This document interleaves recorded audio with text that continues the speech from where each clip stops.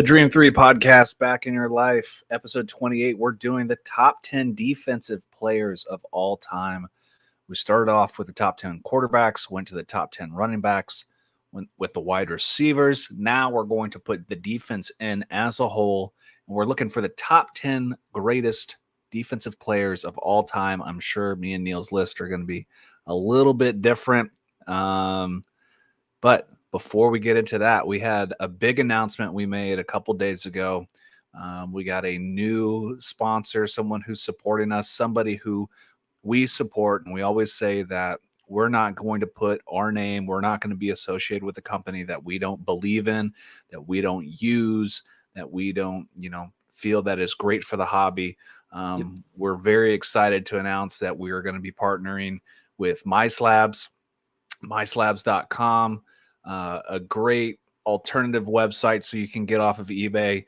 You can sell your slabbed cards, and it's a 1% fee. Now they offer raw cards and raw card lots, which is a 3% fee, which is so much better than eBay's 12%, 13%. So if you like, comic books, if you like cards, if you like sealed wax, MySlabs is definitely the place to go. Yes, 100%. 100%. I'm excited about some MySlabs. It's a legit company. They have over 40,000 users, and It continues to rise. They're probably the second biggest platform in the card collecting community, without a doubt. And it's just going to be on the rise. So we're so grateful to be a part of MySlabs and the MySlabs community, and kind of preach the word of MySlabs. So get to pimp their logo, get some play out of them. It's going to be awesome. I use MySlabs all the time, buy so much stuff off of that wax. Probably half my collection of PSA cards is probably from MySlabs. So yeah, I need to move some of my stuff onto MySlabs and start moving some stuff over. I love using it to buy. I think probably all my high-end stuff over the past year has either been bought on MySlabs. I don't think I've used any other platforms, so it's great. So great partnership.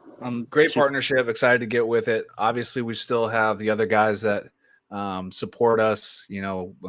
Graded Card Solutions. They've been a big supporter of us since day one. Slab Savers. They've always been a great supporter. All the stuff that we carry to shows, we carry around at the Nationals is all protected by the guys at Slab Savers and Nation Golf, Adam Hawk and those guys. Great golf gear, and excited to just continue to work with all these companies. Not like, we're doing this for fun. We're doing this to help the community, help everybody else's business, because that's what it all should be about. But let's get into it. We have the NBA All-Star Game, All-Star Weekend this weekend. As much junk as we've talked over the last, let's say, the NHL All-Star Game and the Pro Bowl, the All-Star Game itself wasn't that bad.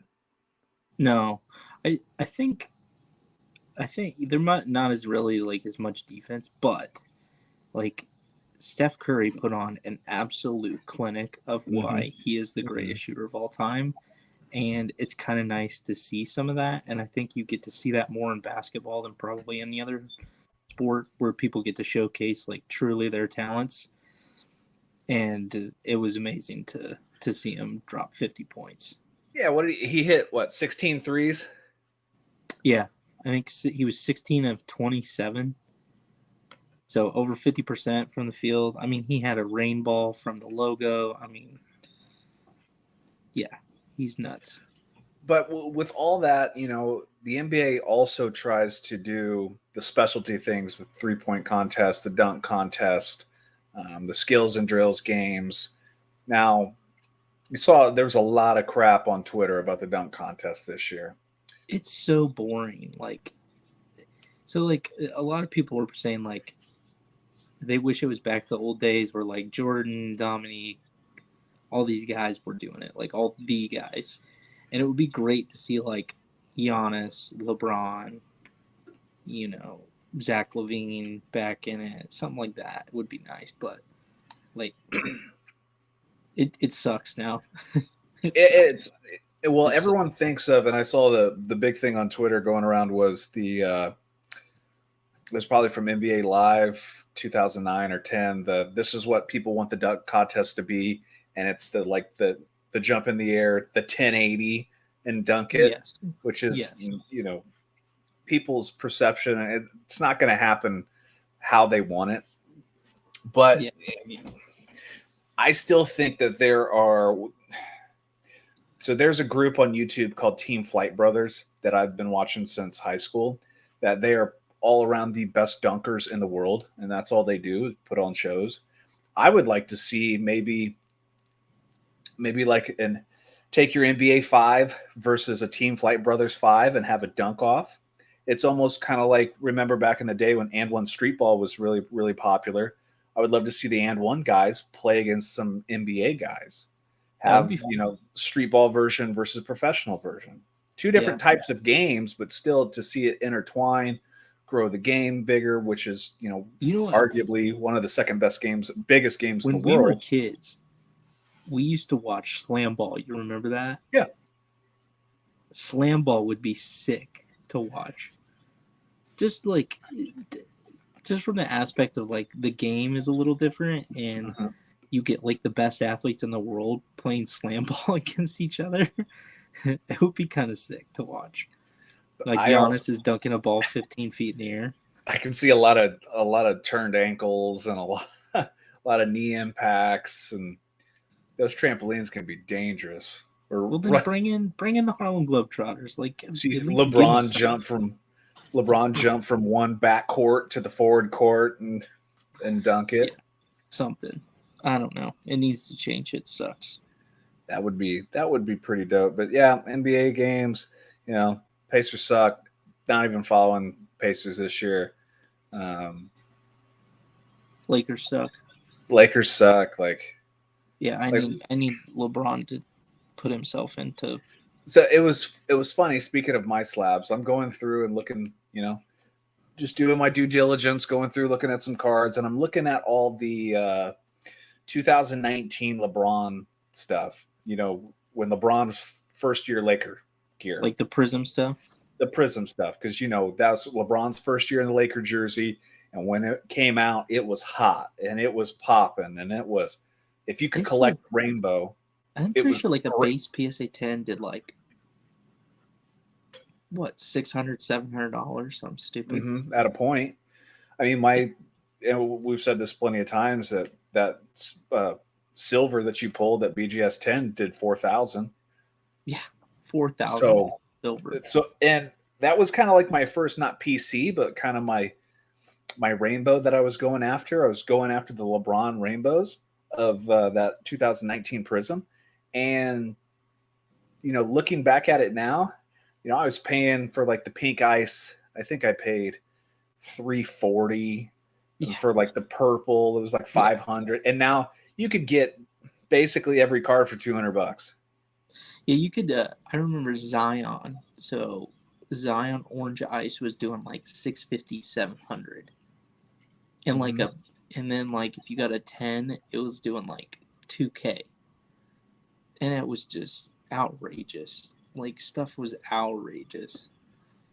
And then now there's 5,000 orange PSA 10s. Well, brand new raw Jaw Silvers were going for $450 a piece raw. Yeah. And then Zions were like 1,000 or something. Dude, it was nutty. It was nutty. Staying on the NBA news, was speaking of Zion, it now says that he's out for the foreseeable future. So yeah, it's because he's fat.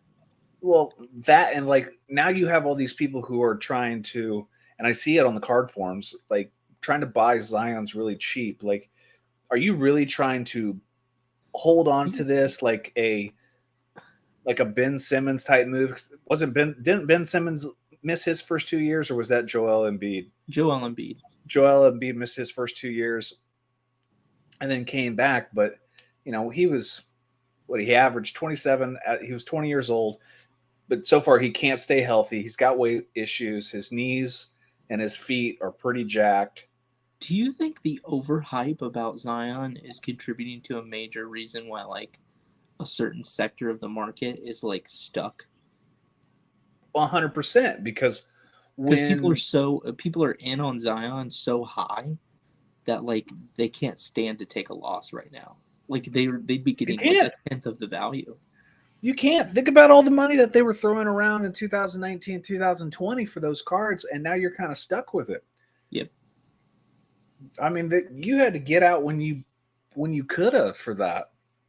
Yeah, it's sad because like I mean they were doing. I mean Zion PSA 10s were doing as much as a Luka base, which is right around like $1,000. And the Luka base was doing almost 2K, or I'm pretty sure it clipped 2K at one point, like per base, and there's 20,000 of them. Now they're worth what, 350? Yeah, so now here's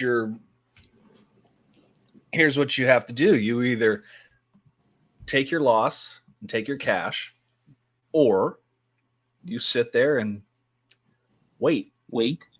Dude, that's Wait going to kill a lot of people. Because here's the thing. Like, if he truly never gets his weight under control and he turns out to be a Greg Oden, that's like a significant loss to everyone. Like, think about Shine and how many Zion NTRPAs he has. Pennies. It's worth nothing. I mean, the guy... Yeah. I mean, that's probably why a lot of the market has changed to the point where, like, they really are like, hey, maybe we shouldn't worry about all this hype. Maybe we should actually, like, look at the results. Mm-hmm. You know? Because a lot of people are just buying on hype, buy on hype. That's like how, like, Mahomes Silvers got to be, like, what? I think they clipped 14K right at the Super Bowl or something. Yep. And then they dropped back down, and I don't even know what they're selling for now.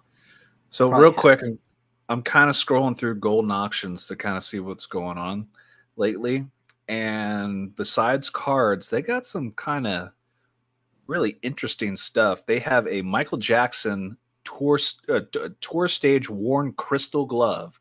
So one of Michael Jackson's gloves. Current bid is $26,000 on it right now. I guess if, Michael Jackson's your guy. They got a bunch of kabooms. They got a Joe Burrow green, which is the 101 PSA 9. They got a 2001 Patrick Mahomes gold kaboom, PSA 9. And they have a Devontae Adams gold kaboom, PSA 10. Speaking of kabooms, did you see the Aaron Donald ones? Yes. Didn't you post those? I did. You post the slab stocks. Office they slab did stocks, the market analysis on. Yeah, Donald green 101 goes for 15,000, and then the gold went for 5,100 the next day or 2 days later. Those are strong sales. Very strong sales. Yeah. I didn't expect after the Super Bowl for like Donald stuff to really pick up, but there's a market out there. There's definitely a market out there. People want Donald. It's about time too. Yeah, the gold kaboom, the PSA 9 was up 145% at 5.1 thousand. Yeah, I missed the one that sold like 3 or 4 days earlier. I missed it. I got home late from work. I was going to bid on it. Well, it ended up landing at like 2,100. And I was like, oh, I would have bought that. And then, yes, the green 101 went for 15,000. Yep. Damn. So I need another gold kaboom in my life. That would be nice. A lot of things are kind of trending upward. It's like, have you seen some of those sales though? Like some of the sales just don't make sense. Like I saw what Justin posted about the Tim Duncan refractor. Yeah, it was like a $10,000 difference. Yeah, did 10,000 over what it previously did a month ago. It's like nothing. Like there's no reason it should have done that. And like Giannis, the green prism PSA 10, like I think golden back in January or February did 40,000, and the only previous sale before that was like 18. And then now people can't sell green prism PSA 10s. Well, and so did you see Top Series 1 baseball released last week? Yeah. And obviously everyone's searching for Wander Francos. Yeah. So Wander Franco's the big pull that everybody wants. The pop one. So the very first PSA 10 card at, let's see, 2 days ago, was at 610.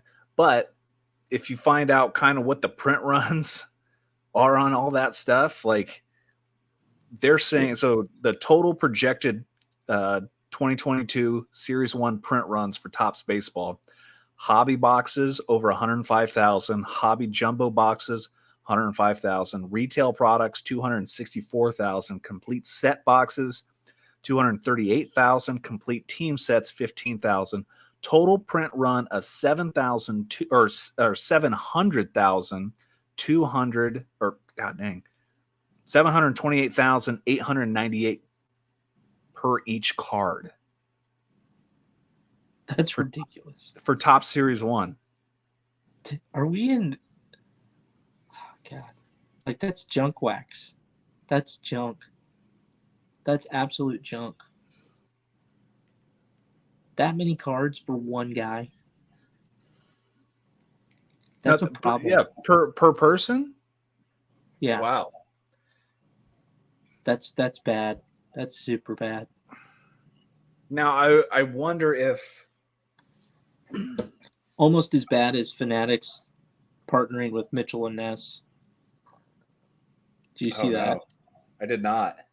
So they're partnering with Mitchell and Ness for like all the old game, like old like vintage jerseys and whatnot. But nobody wore Mitchell and Ness jerseys. I know. So so if they do player worn stuff, it's all gonna be Mitchell and Ness. So that's why, like, I see some of those cards with the Mitchell and Ness tags. So if you get a laundry tag and it says Mitchell and Ness on it, you know automatically that it's player worn, because there's never been, nobody's ever worn a Mitchell and Ness jersey except for what you buy at Foot Locker. Yeah. That's, oh God, that's not good. So that's kind of an insight of what's going to happen, with Fanatics taking over. So if you can, and that's kind of what I'm doing, is start grabbing up all the game use stuff you can. Yeah, real game use stuff. Real game use stuff. It's going to come around. And it's harder to come by, because if you look at the prices compared to, like, 5-6 months ago when I was buying, everything's doubled up. People are starting to figure that out. And I hope they figure it out a little more. The prices are going crazy. I know. I bought a few. So I got I made a buy today. I still think it's way undervalued though in the market. I made a buy today, actually, just like 20 minutes before we started this. I got myself a nice game used patch auto of Ray Lewis. So. Oh, you did? Goodbye. Yeah. Goodbye. Nice. Goodbye. Do you need a Randy Moss? I do not need a Randy Moss. Because I got another one. I got another flawless Randy Moss. Yeah, got another one? Do now. Yeah. Nice. I picked it up. I saw it last night. I messaged the guy and I was like, look, I'll give you this. I know I'm going to pay more than probably anybody on it. And he's like, let me think on it. I want to see what the offers do. And I was like, that's fine. I was like, I got nothing wrong with that. You got to do what you got to do. And he's like, yeah, we'll take your offer. I was like, yeah, I figured you would. I was like, I want to do my best. So I was pretty happy with that. So now I got 2. And this one's a 4-color patch. So it's out of 10. Flawless. It's the same vertical, same as the gold one I have. But it's 4-color. It's got blue, red, gray, and then white. So it's nice. It's nicer than the previous patch I got. And I got it cheaper too. So I was pretty happy. Very nice. Very nice. Yeah, I got a couple cards coming in. Excited to see, obviously. And then me and Josh are trying to put some soccer things together and getting ready for World Cup. He's actually he's moved some stuff and started to. Is he going to start buying Mbappe now? Maybe. If Mbappe, so Mbappe had a great, what was it, week ago, where he had a 90th minute goal, and then PSG got smacked up 3-1 and did nothing. So it's kind of like a World Cup and wait. He's very prospecting. His soccer style is very much prospecting right now, and very leaning towards Team USA World Cup stuff. So that's his kind of that Peppy that I sound that Peppy refractor auto, the 1010. Man, that was a nice one. The guy didn't have a price on it. I wish he would have had a price, but I just felt like he couldn't offer anything. Well, I will clean Josh's up, and this is our refractor 10. Yeah, that needs to get graded. Yeah, I'm gonna send this one to Clay Cards and get that one graded. So for sure. All right, let's get into it. Yep, top 10. Our list, top 10 defensive players. This is the top 10 best defensive players of all time. Of all time. Our list. Nobody else's list. Our list. So you start this time? Because I did last time, right? Yes. Okay. You got it then. Lead us off. Leading us off. Number 10 in my book. From the Pittsburgh Steelers, linebacker Jack Lambert at number 10. Jack Lambert, obviously one of the most known middle linebackers of all time. The iconic picture of him having no front teeth, screaming. Probably one of the meanest dudes of all time. 6'4", 220 pounds, out of Kent State. Was drafted second overall. Can't write Kent State. Drafted in 1974. He played with the Pittsburgh Steelers from 74 to 84. Won 4 Super Bowls, was a 6-time first-team All-Pro, was a 2-time second-team All-Pro, was a 9-time Pro Bowler, was NFL Defensive Player of the Year in 1976, NFL Defensive Rookie of the Year in 1974, AFC Defensive Player of the Year in 76 and 79, was on the 1970s and 80s All-Decade team, was on the NFL 75th anniversary, 100th anniversary all-time team, Pittsburgh Steeler all-time player, Pittsburgh Steeler Hall of Honor player. He had 1,479 tackles, played in 146 games, had 28 interceptions and 23 sacks. Probably most notably, what I did not know about him, kind of doing some research, that Jack Lambert is actually a analyst on NFL on Westward One. Did not know that. Would really like to hear some insight on him. But to me, like playing the idea guy of playing linebacker, Jack Lambert, mean, nasty, hit you in the mouth, get up and keep going. Yeah, I like that pick. He was one of those that I don't have him on my list, but he was one that I was like looking at as a possible kind of honorable mention guy. So I like the pick. The pick. I'm going to stick with the Steelers. Mm-hmm. I'm going to go with Rod Woodson.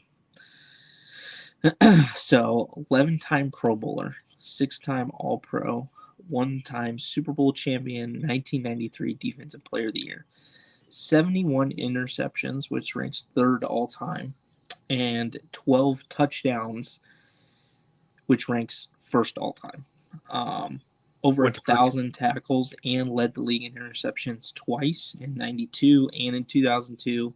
And in 1998 as well, led the league in passes defended. So he dominated that corner, dominated safety. Wasn't until he started playing safety that he started kind of ball hawking a little more.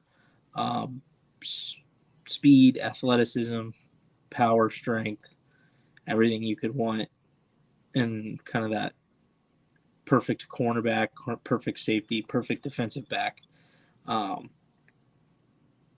Yeah, just a great player. And went to the university and went to Purdue University. Correct. Speaking of Rod Woodson, I actually had a game use patch auto Rod Woodson that I sold yesterday. Oh, really?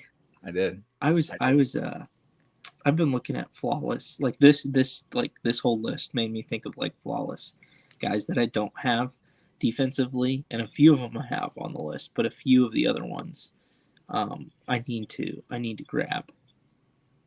So I will be definitely looking at trying to get a couple of these guys.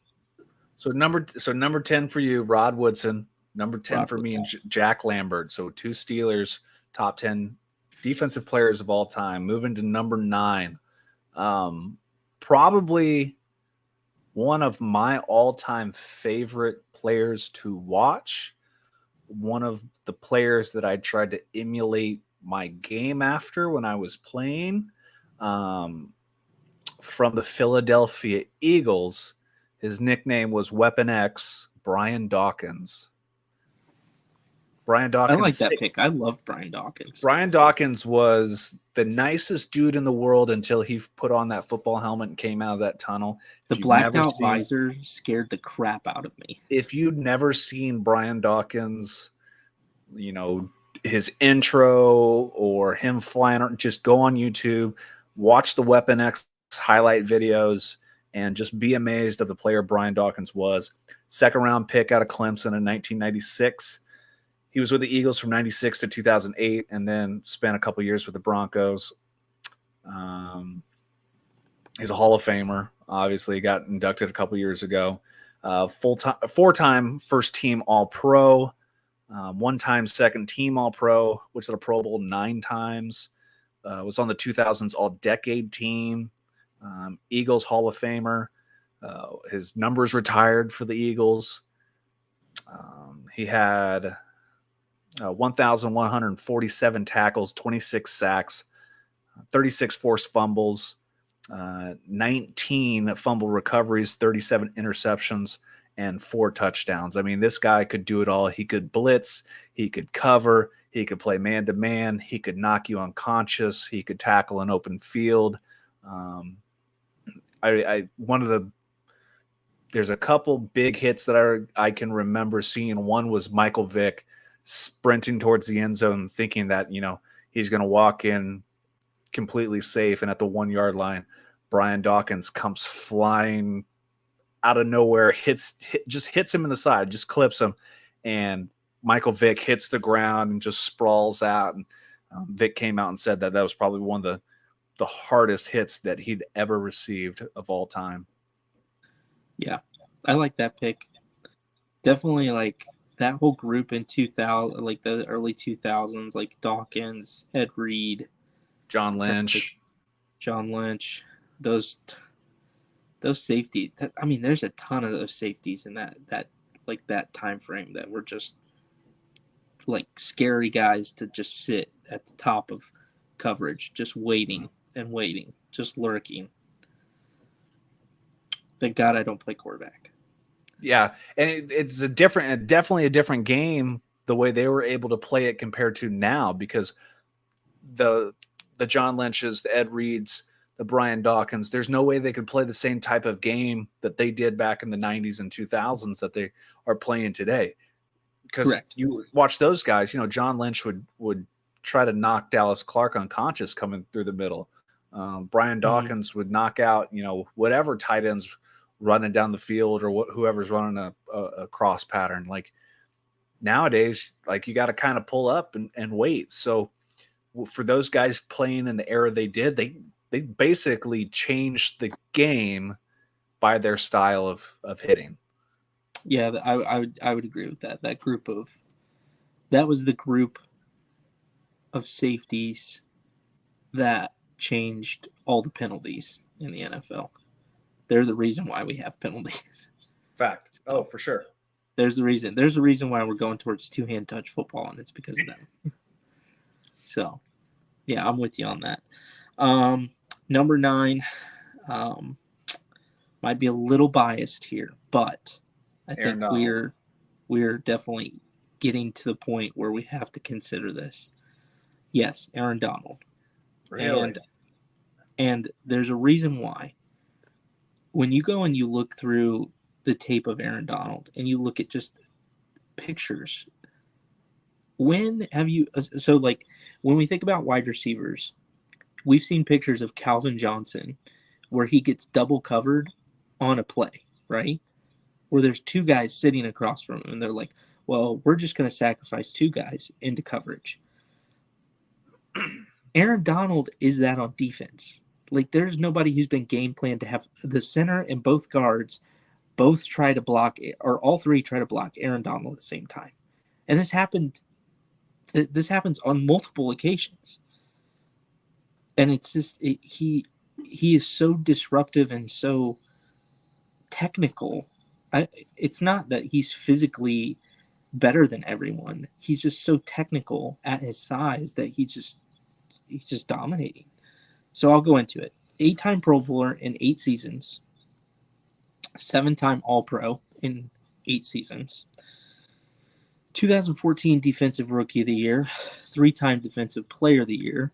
You could argue, yeah, he should not have won one, but he also probably should have won the year that Stephon Gilmore won. So it doesn't matter. He would have had 3.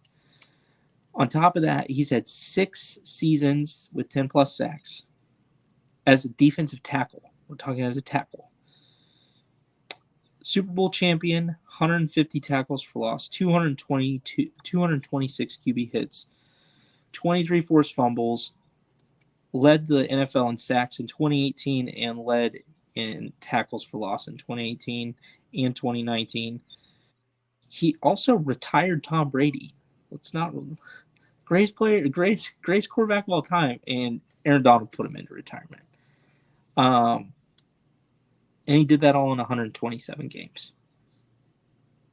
Like 127 games. So he's averaging pretty darn close to a sack a game for 127 games, just dominating everybody, getting triple teamed every time. And when you look at his metrics of how much he dominates compared to the rest of the league, in a league that really is kind of more offensive based. Like the defense is basically just out there at this point. Yeah.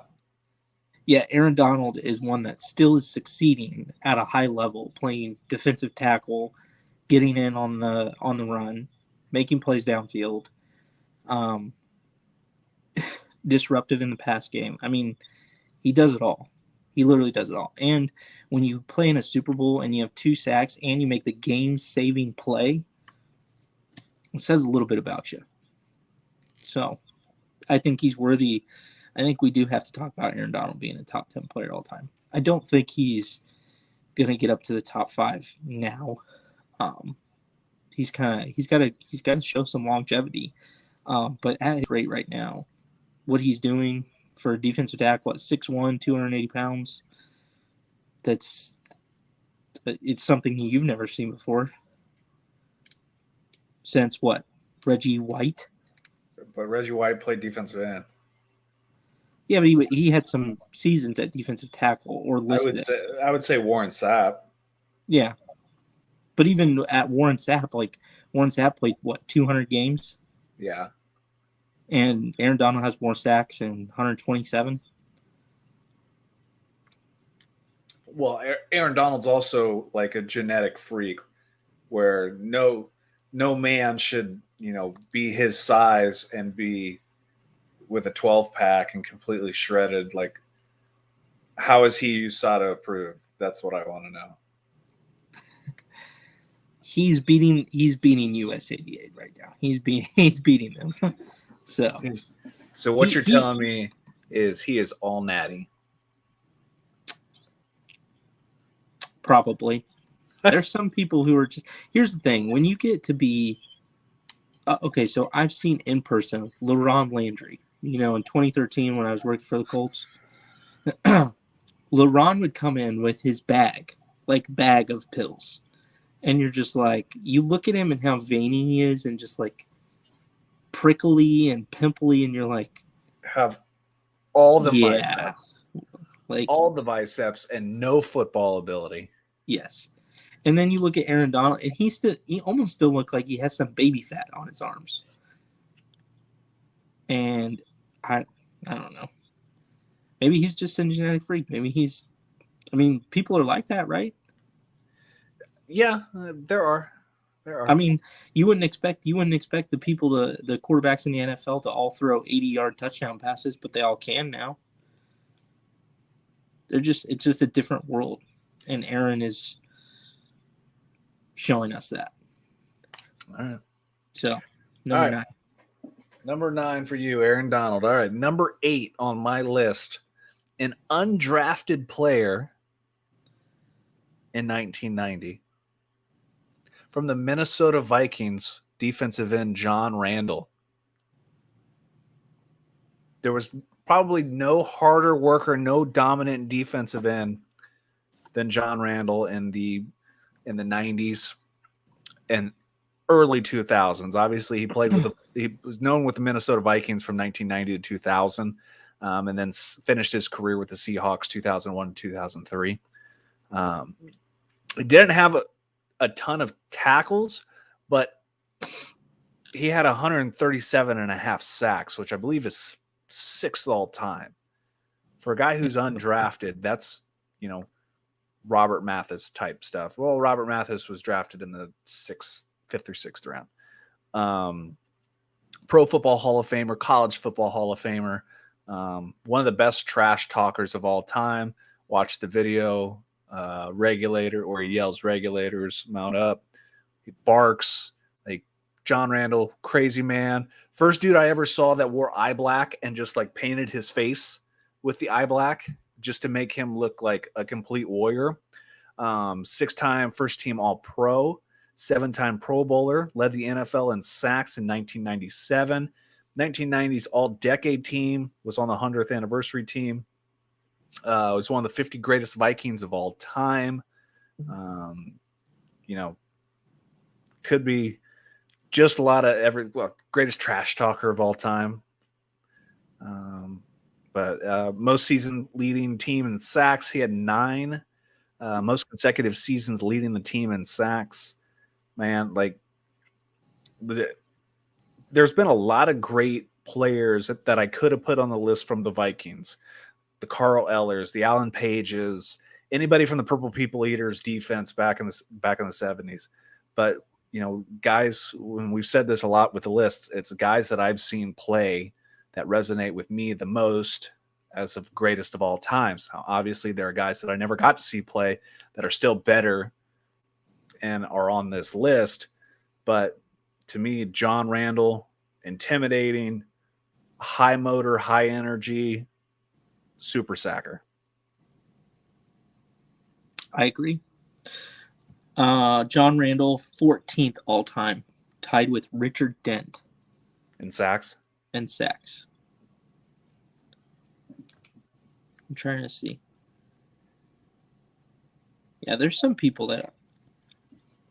interesting people who are on this unofficial sack leaders since 1960. We can go after that. After we're done with this, we'll talk about it more. There's some names that will kind of surprise you. All right. Number 8, I have Mean Joe Green.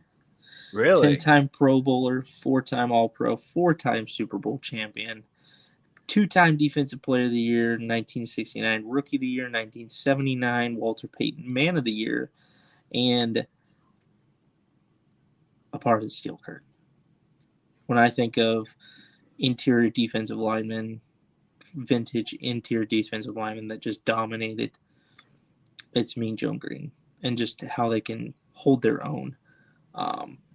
It's one of those that I've looked at trying to collect a little bit, and spending time on this list that makes me want to just collect a little more defensive players, just because I think they're underappreciated in what they've done for the game. Mm-hmm. But Mean Joe Green was definitely one that I would definitely love to collect and have. So if you're looking for a Mean Joe Green card, there's one. I think it's on eBay. It's a 2006 National Treasures timeline. Mean Joe Green. It's a sticker auto, but the patch is game worn from the Senior Bowl. Interesting. It's a red and white patch. Interesting. So he played in the Senior Bowl. It had to have been what, 73, 74? I'll have to look. I don't have it on my notes. What year was he a rookie? Do you have that? 69. 69, so 68, 69 Senior Bowl. That's an old patch. Yeah.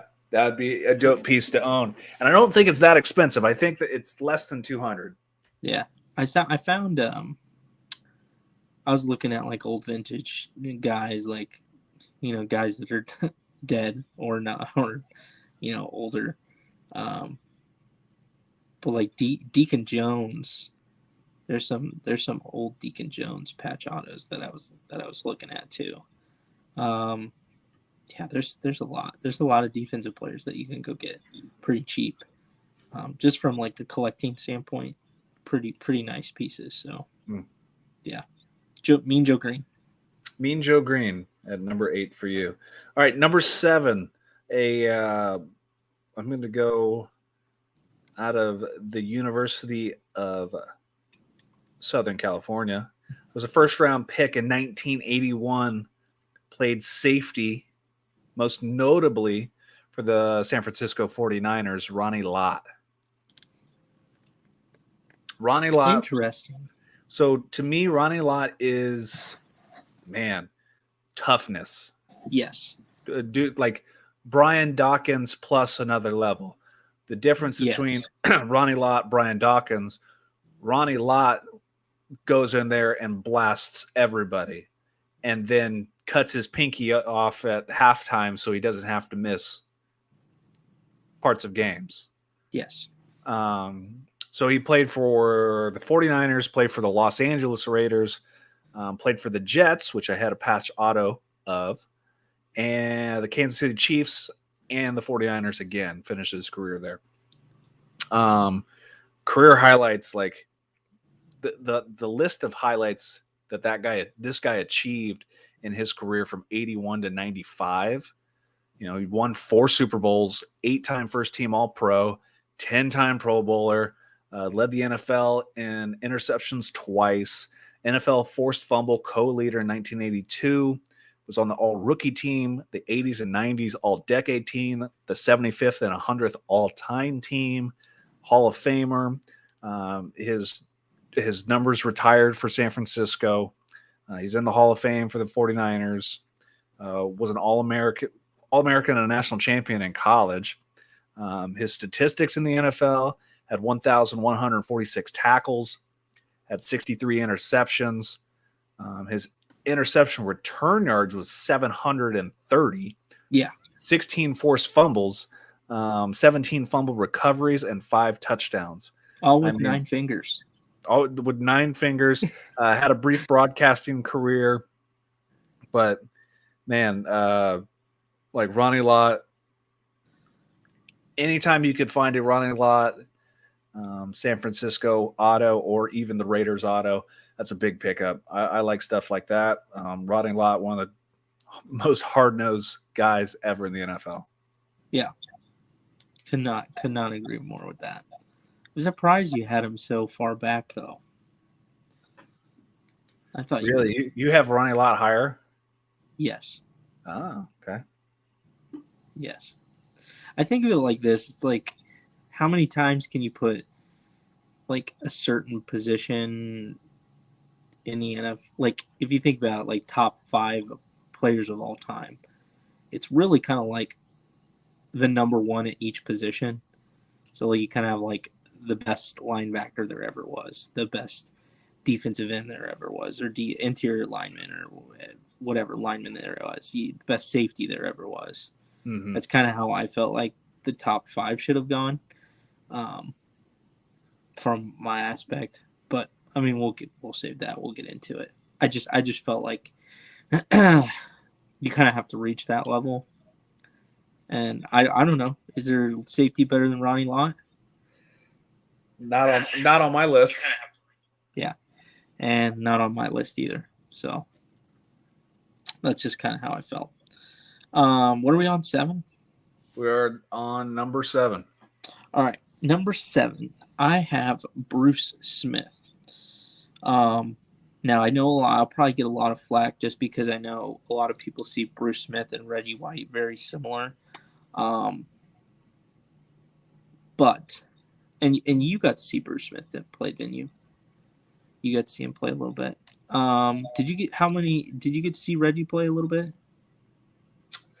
Reggie White. 4 years, right? Reggie White, I probably saw in the Packers years. Yes. Yeah. Anyways, Bruce Smith, 11-time Pro Bowler, 8-time first team All-Pro, 200 sacks, most all time, over 1,000 tackles, 2-time Defensive Player of the Year, had 13 seasons with 10+ sacks. Never led the league in sacks over the course of his career, but led in forced fumbles in 1994 and 96. When I think of Bruce Smith, I think longevity and dominance over time. To play defensive line, to play linebacker, and to play in those older generations, to be able to play that long and play that high of a level is worthy of consideration for one of the greatest ever. And Bruce definitely fits that mold. He went to 4 Super Bowls, but unfortunately, he is an ofer, so I'm not going to blame that on him. Actually, this brings up a good point. So when we talk about quarterbacks, right? What is the most important position on an NFL team? Quarterback. Okay. How many of Super Bowl champions, okay? How many of the Super Bowl winners are those guys Hall of Fame quarterbacks? Just give me a rough estimate of percentage. Percentage of how many Super Bowl winners are Hall of Fame quarterbacks? Yes. Probably less than 30%. Less than 30? You think so? Yeah. I want to figure this out, because when we bring up like Dan Marino, okay, if it's a significant portion of Hall of Fame quarterbacks are Super Bowl winners, doesn't that play a little bit into the like greatness factor of a quarterback, that they couldn't get the job done? Like, they could put up all those stats, but they just couldn't get the job done. Yes and no. Because people knock Phillip Rivers, but Phillip Rivers statistically is one of the best quarterbacks of all time. Well, one of the biggest things we can add to now is Joe Burrow ever going to get back to the Super Bowl? Agreed. He fits a mold now of guys who may not ever get back. It's the hardest thing to do in the NFL. You see guys who are great players who've never even won a playoff game. Look at Tony Gonzalez. That's why he asked for the trade to go to Atlanta. Yep. Yeah. Interesting. I know we're talking. I thought it was an interesting point. I forgot to look it up because I wanted to figure out the numbers on that. But I think being a Super Bowl champion and contributing and being on the biggest stage and succeeding on the biggest stage, I think plays a part. It does play a part. Now, sure. Going to 4 Super Bowls, I guess that's like winning 1, right? Because you've been to 4. I mean, how many people get to say they've been to 4 Super Bowls? It's true, but would you rather go to 4 or would you rather win 1? Oh, I'd rather win 1 every day. I'd rather win 1 too. Yeah. But, I mean, if we're talking about a guy who's a defensive player who may not get the opportunity, at least he made it to the show. He put himself in a position to get there. Mm-hmm. So, I had Bruce Smith, number 7. I mean, you can argue higher, you can argue lower. It just depends on how you see things. But I mean, there's a lot of linemen who are great picks that you could easily insert in. So, but I felt 200 sacks is a lot of sacks, and 13 times you've had 10+ sacks is a lot of dominance. So, I got Bruce Smith number 6. So I have him 1 spot higher. I kind of basically agree with what you said. I saw him play. 200 sacks, like you said, played in 279 games. Yes. So just about a sack per game. 46 forced fumbles, 15 fumble recoveries, 19 seasons in the NFL. 13 of them were seasons where he had at least 10 sacks. Yes. Like, that's a testament to his consistency year in and year out. Like, what? Like, that is unbelievably hard. You think of, Bruce Smith. I'm trying to think of some great tackles he played against. Probably Anthony Munoz. Who'd you have? Who'd you have at number 8? Number 8, I had John Randall. So John Randall had 137 sacks, 137 and a half. Mm-hmm. Bruce Smith had that in 13 seasons because he had 10 plus sacks each time. Like, he probably, he dominated just at a different level than John Randall. Oh, for sure. For sure. And he would have probably had more. His 91 season, he only played 5 games. Yeah. He had a shoulder injury. Yeah. But yeah, his stats speak for himself. Bruce Smith, probably, a monster of a man, if you've ever seen him. But yeah, Bruce Smith, number 6 on my list. Yeah, I think that's fair. 7-6, I think we're pretty close on that. Thinking the same thing. Yep. Number 6, I have Dick Butkus. One of the most feared players in NFL history. A guy that, when you talk about in your playing days, when you were playing in college, you just throw your body around as a linebacker. Even in high school, you just throw your body around like it's a missile. Dick Butkus was the guy to throw his body in there.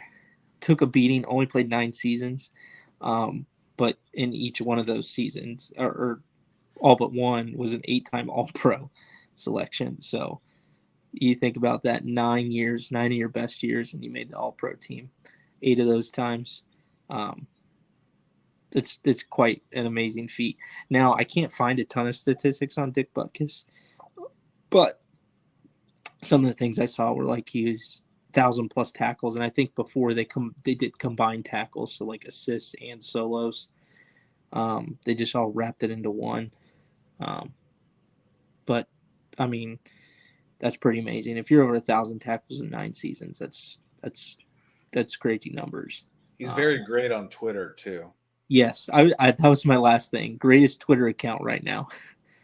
He's got some great one-liners. He's popping off on Twitter. Yeah, he's great. Great on Twitter. Love it. So, Dick Butkus, number 6. All right, number 5 for me, a guy from the newer age, I would say, but drafted in 1996, the number 1 overall pick. He allegedly murdered somebody. Not really. He pled obstruction to justice. It's from the Miami Hurricanes, Ray Lewis. Ray Lewis, number 5 on my list, number 5. So, Ray Lewis, hustle, tenacity, work ethic. When you think of the quarterback of the defense, you think of a middle linebacker like Ray Lewis, who knows the offensive formations, the offensive checks, the offensive audibles, a guy who could control and command a defense just with his eyes of seeing what person is lined up there, a guy who probably the first person to really, on the defensive side, take film study to another level. And then once you know it, he's able to play free, and he's got the hustle and mentality to outwork everybody. His hustle, like he's in on every play. If you watch any film, any game, he's always around the football. He's always making plays. He kills people, no pun intended, around the middle. You throw it across. You throw it across the middle. Ray's gonna blast you. Didn't Brady say something this year? He's like, these quarterbacks need to learn how to throw the ball, because when I was playing, Ray Lewis is in the middle, and you don't throw the ball into the middle of the field when you have Ray Lewis there. Well, the sit down between Peyton and Ray Lewis is pretty good when they kind of break down film against each other and, kind of see what he's thinking, what he knows, what Peyton's doing, the chat, like his only really bad year. And think about the injuries that he had, the tricep injuries that he played through. And he came back for a Super Bowl run. Was that the Madden cover year? Because he got hurt the Madden cover year. It was a tricep or Achilles or something. I think it was the year after. No, he did get hurt the Madden cover year. Yeah, no. I'm saying that the triceps was the year after. I think the Achilles was that year, and then the triceps, and they won the year after that. After his Madden cover. Statistically, 2,059 tackles, 41 and a half sacks, 67 passes deflected, 31 interceptions, 17 forced fumbles, 20 fumble recoveries, 3 tutters, 2-time Super Bowl champ, Super Bowl MVP, 2-time Defensive Player of the Year, 7-time first team All-Pro, 3-time second team All-Pro, 13-time Pro Bowler, led the NFL in tackles 3 times, 2000s All-Decade Team, 100th Anniversary All-Team, most career combined tackles, most career solo tackles with 1,568, and most solo tackles in a season, 156. Yeah, that ranks first all time. In a season. Solo tackles. He's giving you 10 tackles by himself a game. And this is his second year. This is 1997. He had 184 total tackles that year, 156 solos, 28 assists. Like his second best year. Are you sure you want to put him at number 5 all time? I do. I mean, consistency, his rookie year, 110 tackles. His second year, 184, 120, 165, 137, 162. Injury plagued in 2002, only played 5 games. Came back in 2003, had 163, had 174. Injury plagued in 2005. He's got every year except for 2012, 11, 05, 2002.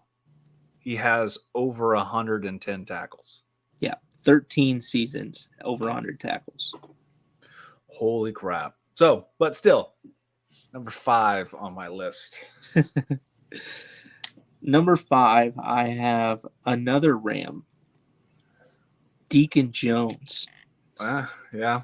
Now, the reason why I have him number 5 is these are the stats that you can find on a guy from this early on. 8-time Pro Bowler, 5-time All-Pro, 3 seasons over 20 sacks. 3 seasons over 20 sacks. And I'm pretty sure they played 14-game seasons, if I'm not mistaken. 14-game seasons. Led the league in sacks 5 seasons. Coined the term sack. We all know that. But he had 173 and a half sacks in 190 games. That's ridiculous. Like, we talk about how, what was it? Bruce Smith had 279 games and he had 200 sacks. Like, Deacon is averaging a sack a game. Averaging. And I'd love to see what some of the other stats are from that time period, but that's what I have right now. But, I mean, just pure domination. Pure domination. Also had a rule put in because of him. Yep, the head slap. One of the first things I used in Pee Wee football. That's right. The head slap. I saw it on an old NFL VHS tape, and I started using that until I found out it was illegal.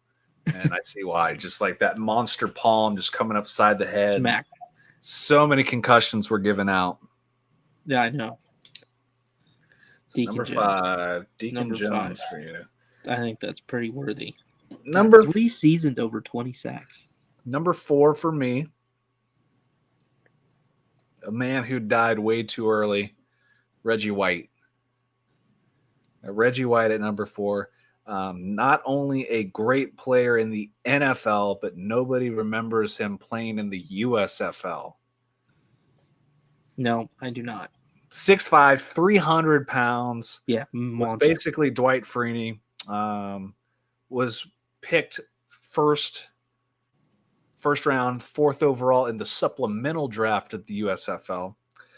So he played for the Memphis Steamboats when the USFL was still around, and then was at the Philadelphia Eagles from 85 to 92. A lot of people remember his time at the Green Bay Packers from 93 to 98, and then the Carolina Panthers in 2000. Super Bowl champion, 2-time NFL Defensive Player of the Year, 8-time first-team All-Pro, 5-time second-team All-Pro, 13 Pro Bowlers, 2-time sack leader, 80s and 90s All-Decade Team, 75th and 100th All-Decade or All-Anniversary Team, Eagles Hall of Fame, number retired, Green Bay Hall of Fame, number retired, the Bart Starr Award, 3-time NFC Defensive Player of the Year, had 1,112 tackles, 198 sacks, which does not include his USFL sacks, forced fumbles at 33, interceptions at 3, and 2 tutters. So if you look at his statistics, so at the time of his retirement, he was the all-time leader before Bruce Smith with 198, who played in 47 more games than Reggie White did. But if you're counting Reggie White's time in the USFL, Reggie had 221 and a half sacks. So that makes him the most in professional football. So Reggie White, spin move, power move, that one arm shiver to pick guys up and throw them across.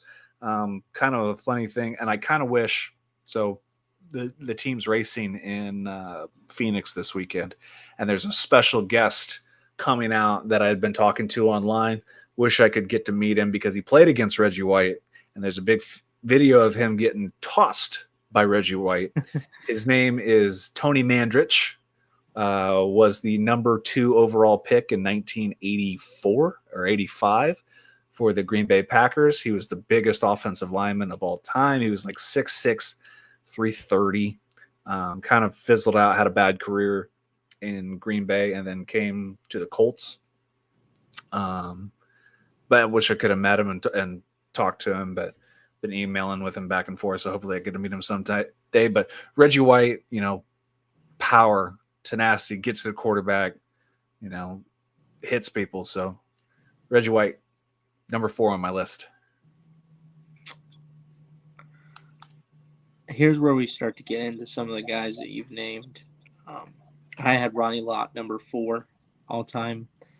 Kind of talked about a little bit before, but when I think about the top 5 players of all time, I think about position-wise, almost like, who are our top 5? Who are the top player at their position all time?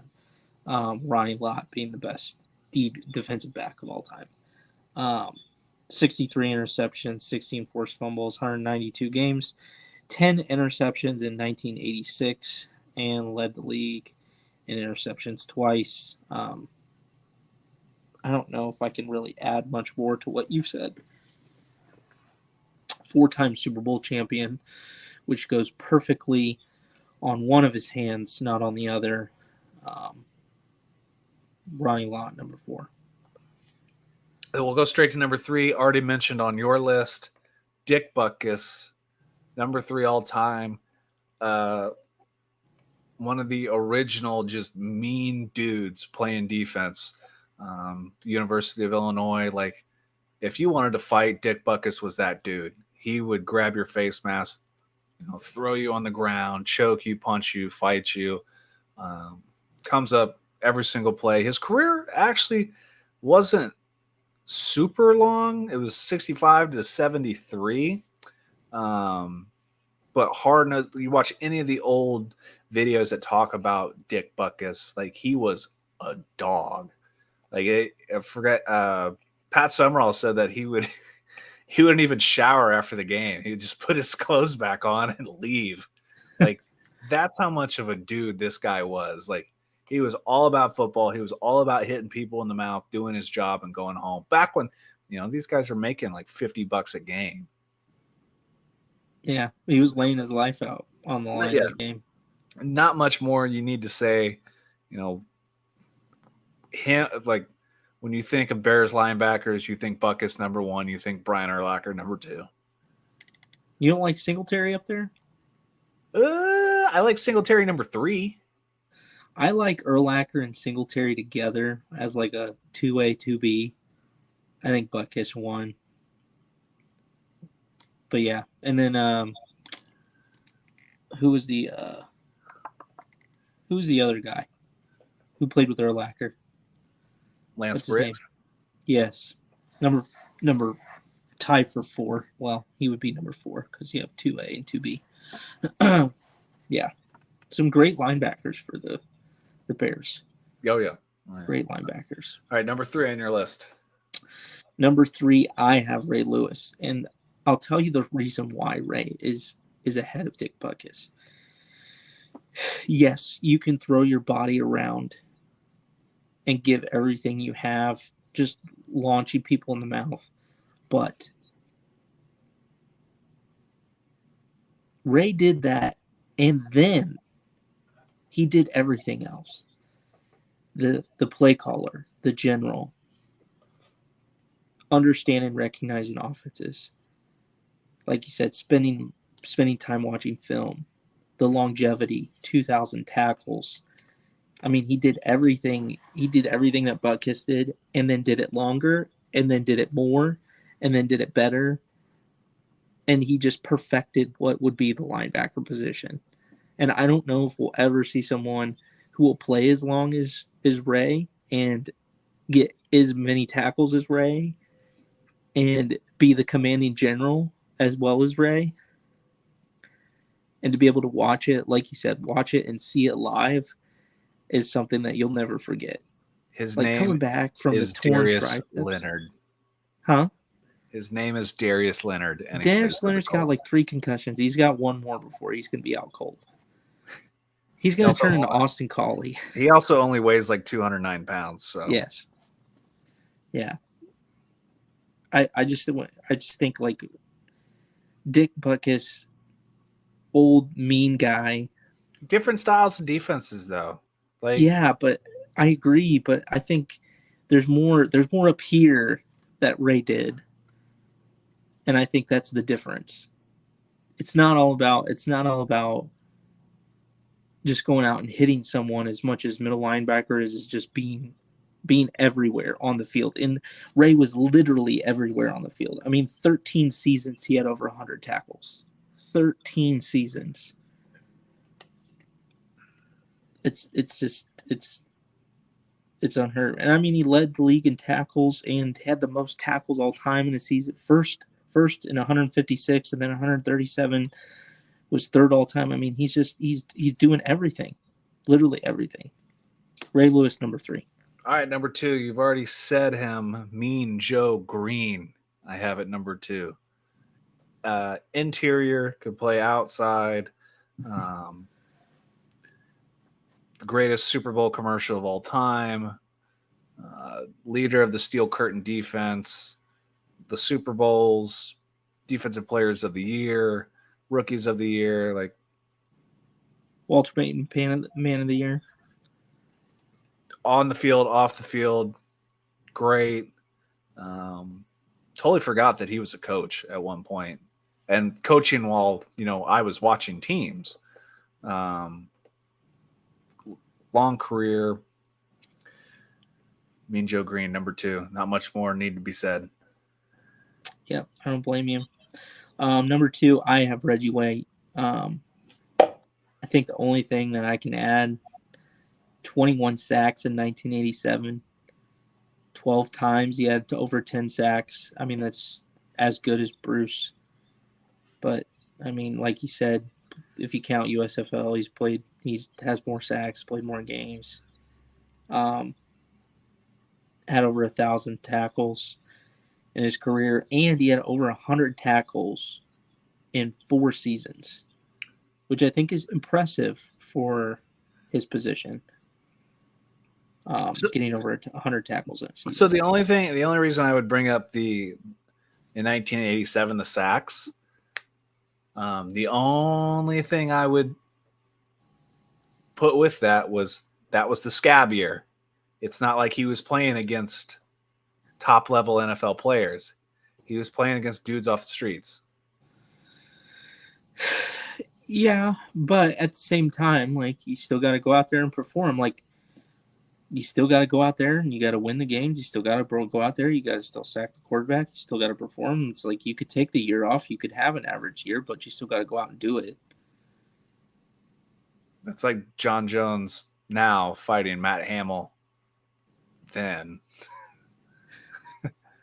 Caleb, you remember our old football coach and how we would run the same 3 plays over and over again? Yep. You still got to go out and defend it, though. And every team we played against did. Maybe for you. For us, we set the high school record for rushing yards in a year. We had over 4,000 rushing yards. Must be we nice. Averaged over 300 rushing yards a game. Must be nice to have a quarterback, running back. We didn't have a quarterback. You had Robbie Robbins. Not that year. Who's your quarterback? It was Ian Good. Oh, God, you didn't have a quarterback. Yeah, you're right. Do you know who our leading rusher was? Who now those records are broken by? Who? Bev, who went to go play at Indiana State. And he only made it 2 years. He only made it a year and a half. Yeah. And his jerseys are right there. Yeah. Because they were my number. I got him first. So the thing is, you still got to go out and perform it. It's like you can be all this hoopla and be the best player, but you still, at the end of the day, you still got to go out there and perform. That's what Reggie White did. All right, number 1. I'm sure we both have the same. I don't think we're going to argue this one. Kids, this brings me to my next point. Don't smoke crack. Lawrence Taylor. Lawrence Taylor. What needs we don't need to say any stats. Just what needs to be said? Lawrence Taylor. Yeah. Could any Ray Lewis times 1,000? Put John Jones mentality, Ray Lewis athleticism, just mean, nasty, don't care, snap Joe Theismann's leg in half. Drag. Yeah, talk about ending the guy's career, literally. Oh, man. Oh, my God, dude. Nasty. Just, there's not much that needs to be said. The last guy to ever win defensive player as a defensive player win the MVP award. Monster. Yeah. 10-time Pro Bowl, 8-time All-Pro, 2-time Super Bowl champion, 3-time Defensive Player of the Year. He had 8 interceptions. All of them were touchdowns, basically. Yeah. Yeah. What's so amazing is just how fast he was. He was an edge guy, but even some of those other years when he played a little bit of inside linebacker, it's like he'd been playing it for years. Yeah, but Bill Belichick coached, linebacker Bill Parcells coached, so he had great coaches, but athletically, way above his time. It'd be amazing to see what he could do in an early 2000s. May not have been the smartest linebacker, but hustle beats a lot of things and instinct, and there was no better person who had instincts than LT. Yeah. So yeah, there's our top 10 list. hard work beats talent when talent doesn't work hard, but sometimes talent's just better no matter what. Sometimes talent's better no matter what. Look at John Jones. Look at LT. Both love that booger sugar. That's And right. man, they are really White good. snow, and they are just better at life. That Colombian bam bam Colombian marching army, like whatever, they're good at what they do. So LT, there's no question about it. Lawrence Taylor, the greatest defensive player of all time. Yeah. I'm glad I have a game use patch auto of his. Damn, I need one. I can find a bunch of Harry Carson. They are cheaper than you think. Well, find me one and send it to me. I'll just find you and I'll buy it and I'll send it to you. How about that? Ooh, okay. Done. Deal. That's fun. So if you didn't like our list, send us yours. Post it in the comments. We want to see your top 10 list of all time. Anything else you want to go over before we go out? No, that was a really good list. I'm trying to find some like Ronnie Lott, Reggie White. Mm-hmm. I have a Ray Lewis. Dick Butkus. There's Buckus Bruce Smith everywhere, but Buckus would be good to find on card. I see a bunch of stickers. Yeah. On card would be good to find. I did find a Deacon Jones. It sold a while back. A Deacon Jones rookie that was autographed by him. That would be sick to get. That would be dope. That'd be pretty good. I would like to get one of those. I know there's not very many. And then I was looking at like just the pop reports of Deacon Jones. It's not very many. No, I bet It'd not. be nice to get a nice rookie. I bet not. So we'll probably take a week off. I'm expecting my first child tomorrow night.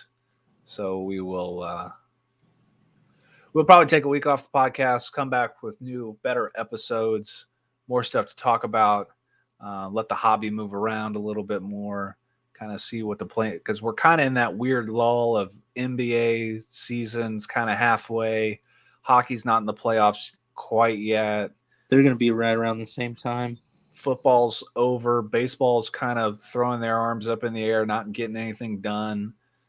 They're worried way too much about their money. Soccer, man, dude, I watched too much soccer? I watched 3 Premier games this past weekend. Yeah, who?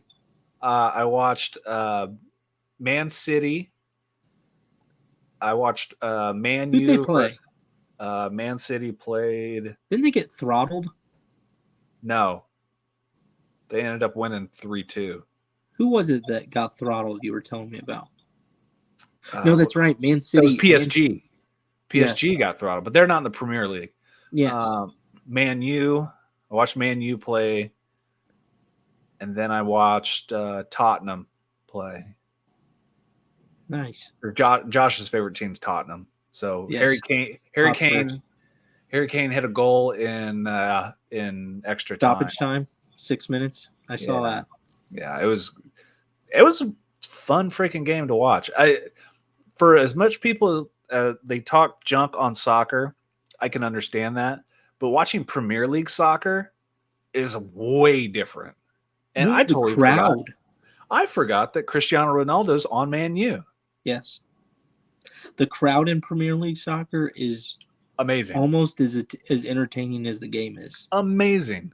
Yes. And obviously me being invested in with certain cards like Jadon Sancho, Cristiano Ronaldo, Harry Kane,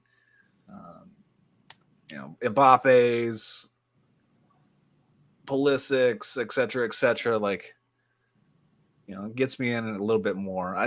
I'm not there on hockey. I only have 2 hockey cards, a Gretzky and the. Yeah. Mine are all PC, so don't worry about it. Yeah. Hockey doesn't pick up until playoffs anytime. Yeah. Why is it that American sports aren't as passionate like soccer is? Like the fans? I don't know. It's life or death over there. It is. I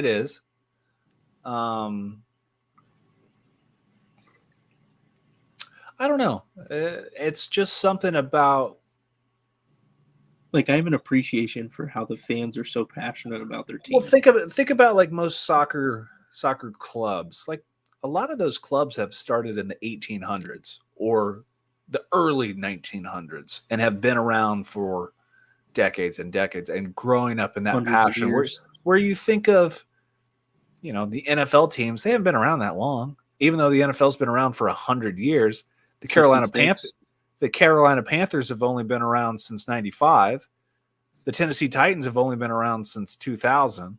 Texans were what? 2000. The ever expanding, teams. You have the Seattle Kraken in hockey. Yeah. It's not. It's because there's so many different teams. I think that European or soccer in general, there's so many teams that are ingrained in the city and the culture. Yeah. Where you look in the Midwest and particularly the center, like how there's not that very many professional teams. There's no teams in South Dakota, North Dakota, It's just Wyoming, Green Bay. That's Idaho, Green Bay and Minnesota. So those are in Chicago. College football is about as close as you're going to get. Yeah. No, you're right. No, I agree. I agree with that. I don't know. I wish it was a little more passionate. God, I'm probably like one of 10 Los Angeles Ram fans anyway. So yeah, you probably are. I saw how many okay. people showed up to their Super Bowl party. I'm pretty sure they were just all Aaron Donald fans, not Rams fans. Probably. Shout out to him for not wearing a shirt the entire parade. Good for him. He has worked his butt off to get to that point. And going on shows completely schmammered. Love it. My man. That's right. But, all right, to end another great podcast, once again, thank you everybody who goes out, downloads, subscribes to our stuff. We're almost to 800 total downloads, so please, follow us on Apple Podcast, on Google Podcasts, Spotify. If you're watching live on the YouTube page, please subscribe. We're on Facebook. We're on Twitter. We're on Instagram. Big news that we started at the top of the show. We're with MySlabs now.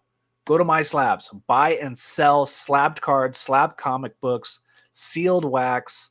Yeah, buy all my stuff, please. Thank you. You can do that for 1% seller fees. If you do the raw cards, raw comics, it's 3%. It's so much better than eBay. So get with MySlabs. It's the world's premier marketplace for collectors and investors. Slab Savers, protectyourslabs.com. Use code DREAM3 to get 10% off your order. Love all my Slab Savers stuff. Graded card solutions because we can't trust the post office when we ship. So use gradedship.com. Use code DREAM15 to get 15% off your order so you can protect your cards when you ship it. And then our friends at Nation Golf Company, join the fellowship, nationgolfco.com. Get yourself some sweet swag from those guys. So until next time, follow us, Showtime Sports Cards, Doughboy Sports Card 1. Let's make the hobby better, people. Do better, be better, buy sweet cards. Don't sell at crazy prices. Make deals. Yep. All right. Till next time. Later. Peace.